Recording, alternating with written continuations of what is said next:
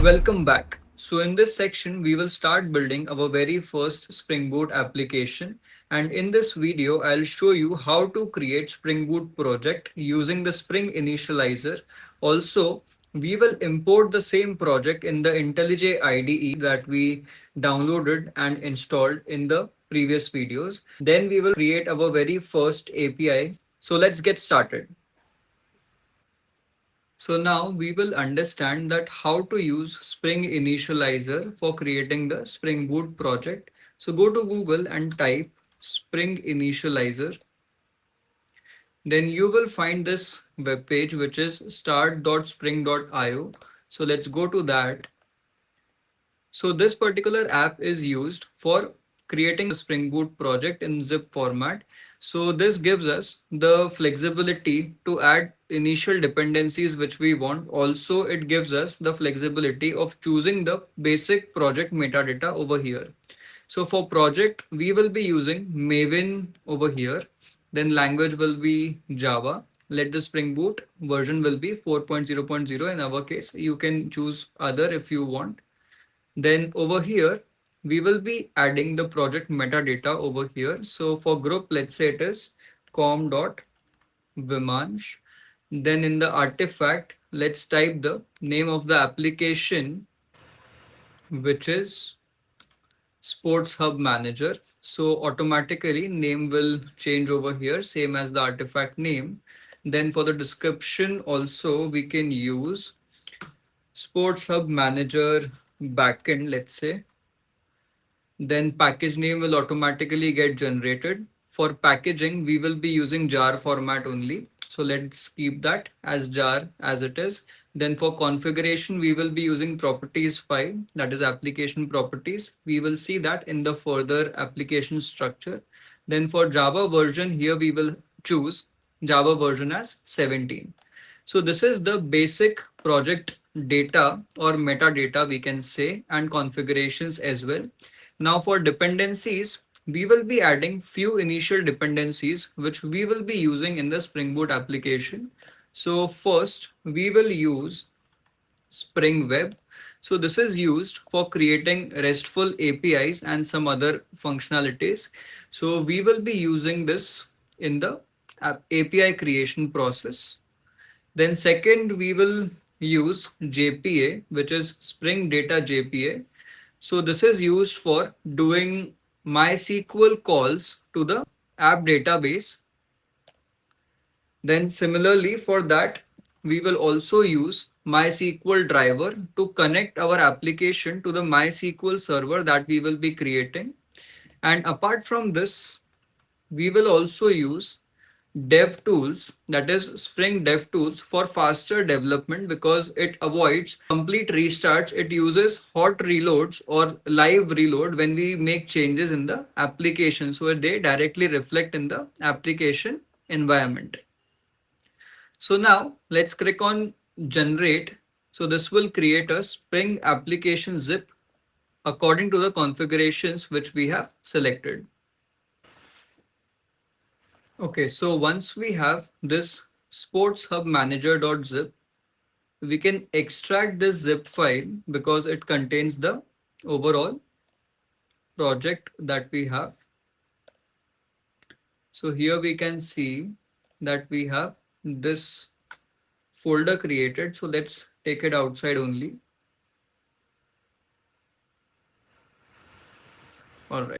So now we can safely delete the zip file because we have the project over here. So let's go ahead and import this overall project in the IntelliJ IDE.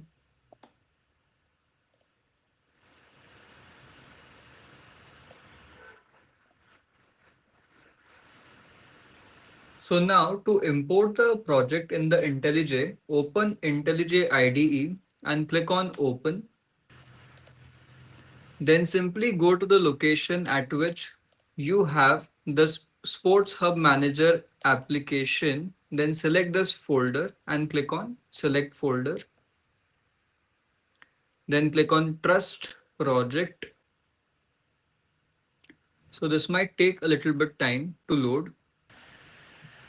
All right, so now we can see that our project is successfully imported in the IntelliJ IDE. And here we have the project structure over here, which is src main Java.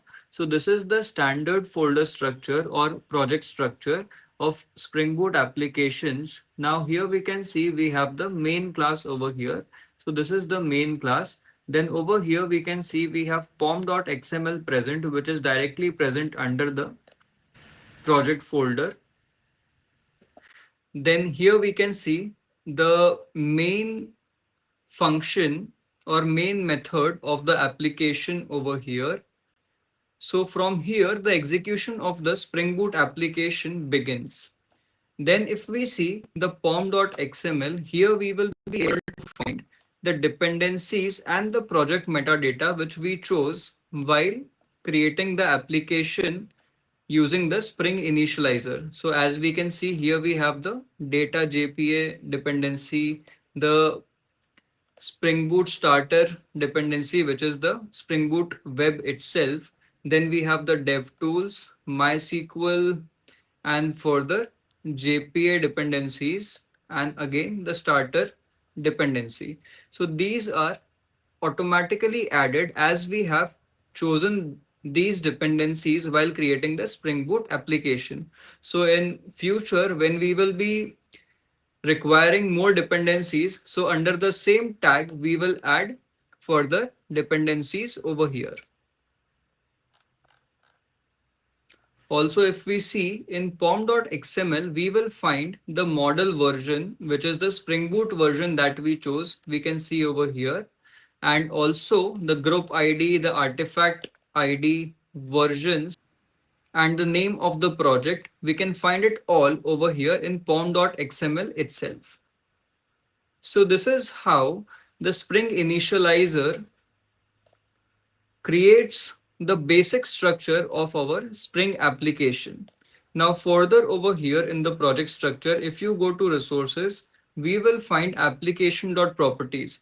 So this particular file we will use for all the properties which is specific to our Spring Boot application, like creating MySQL connection. So for those, the server details of MySQL and the user and password for the MySQL, everything of those sort is added in the application properties. So Spring automatically takes those details from here as well. So this is suffice for the project structure understanding. Now, as we move forward and create more and more APIs in our project, we will also get better understanding of how packaging is done in Spring Boot in industries. And also we will get more idea of how the application connects and from where data is taken by Spring Boot internally. So now let's move on and create our very first API. So for creating our very first API, let's create the structure of Spring Boot application further. So here, let's create a package named as controllers. So this package will keep all our controller classes for our application. So now inside the controllers, let's create the first controller. So choose class over here, and let's say this is our generic controller. Then click on enter. So this will create generic controller class over here. Now here we will add our very first annotation, which is REST controller. So now we have added REST controller. So this particular annotation tells Spring Boot application that this particular class belongs to a controller, which means that the API endpoints will be defined in the controller class over here. Now let's create a get API. So inside the generic controller, we will create this method which will be for our hello API, let's say. So let's say that this is our method which returns a string which says hello from Spring Boot. Now we will also have to define the Spring Boot endpoint or the API endpoint for this hello method. So for that we will use the get mapping annotation, and here we will specify the name of the endpoint. So let's say it is slash hello. So now this slash hello will be the identifier for the API, and when we will hit this particular endpoint, we will get this as the response. So this is how the basic structure of an API call looks like. So whenever we hit this endpoint, this particular method will get called. And as we can see, we are returning this particular string value. So this value will be returned by the application. So now for testing the endpoint which we have created in the generic controller, we have to run the Spring Boot application.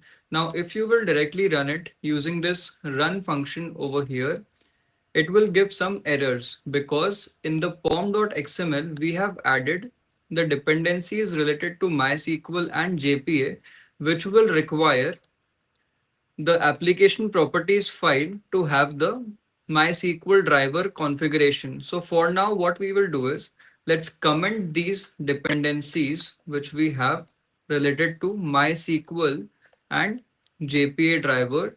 Let's keep only starter and DevTools. Apart from that, let's comment all the other dependencies and reload the Maven over here. After that, when we go at the main file over here and we run it, our Spring Boot application will start running on port 8080, which is the default port for the Spring Boot. So here we can see that the Spring server is starting. So as we can see successfully, the Spring Boot application is started and the port is 8080, which is the default port. So now let's test the endpoint. So for that, go to Chrome and over here, let's type localhost colon 8080, which is the port. And now without the endpoint, if we hit this URL, we will get this white label error because for slash, we have not defined any endpoint. So this error is expected. This means that the application is running correctly on 8080 port. And now if we type slash hello, so we can see our endpoint is working perfectly because when we hit this endpoint, the Spring Boot application is returning the expected value. So clearly we can see that our first API is working perfectly over here. And that's it. We have officially kickstarted our Spring Boot journey by creating our Sports Hub Manager project and building our very first API, which was the Hello API. In the next few videos, we are going to level up. We will connect our project to MySQL, explore how Spring Boot handles database communication through JPA. We will also be building real-world like APIs for managing sports hubs, employees, facilities, and bookings. And we will step by step transform this simple project into a full backend system, exactly like the real-world applications I have built in production. So get ready because things are about to get very interesting here. So stay tuned and keep learning.